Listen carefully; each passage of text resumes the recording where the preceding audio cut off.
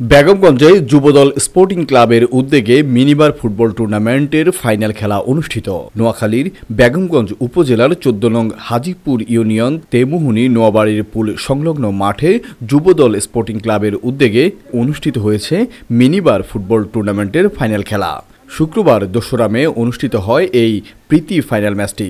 এই ফাইনাল খেলায় মুখোমুখি হয় শাকিল একাদশ বনাম বন্ধু একাদশ।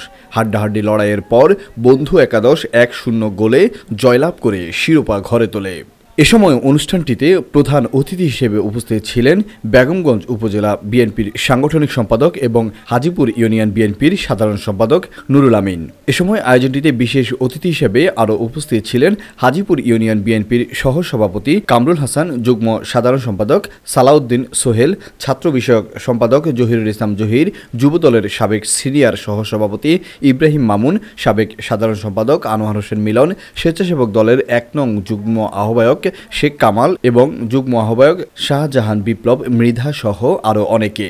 যুবদল স্পোর্টিং ক্লাবের উদ্যোগে যে খেলাটি আজকে দীর্ঘদিন এখানে পরিচালনা করেছে, যারা এই খেলাটি আজকে ফাইনাল একটি প্রাণবন্ত একটি সুন্দর খেলা উপহার দিয়েছে, যারা এটার পিছন থেকে কষ্ট করেছে এবং যারা এই খেলাকে প্রাণবন্ত করেছে, তাদেরকে আমি আমার প্রাণপ্রিয় সংগঠন বাংলাদেশ জাতীয়তাবাদী দলের পক্ষ থেকে এবং সকল অতিথিবৃন্দুর পক্ষ থেকে সবাই আবারও ধন্যবাদ জানাচ্ছি। ফারুক হোসেনের তথ্য ভিডিও চিত্রে desk report, Noakhali TV. Lakshmipur ideal আলিম মাদ্রাসা জাগতিক ও নৈতিক ইসলামী শিক্ষার সমন্বয়ে আপনার সন্তানকে সৎ, যোগ্য, আলেমে দ্বীন ও দেশপ্রেমিক সুনাগরিক হিসেবে গড়ে তোলার অঙ্গীকার নিয়ে লক্ষ্মীপুর আইডিয়াল আলিম মাদ্রাসা আছে আপনার পাশে।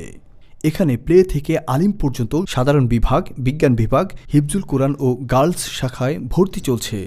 এখানে রয়েছে উন্নত যোগাযোগ ব্যবস্থা এবং রুচিশীল ও শিক্ষাবান্ধব পরিবেশ, আবাসিক অনাবাসিক ডে কেয়ার ব্যবস্থা। লক্ষ্মীপুর আইডিয়াল আলিম মাদ্রাসা, কোর্ট বিল্ডিং সংলগ্ন, জমুল স্টেশন, সদর, লক্ষ্মীপুর। নোয়াখালী টিভি, বৃহত্তর নোয়াখালীর প্রতিচ্ছবি।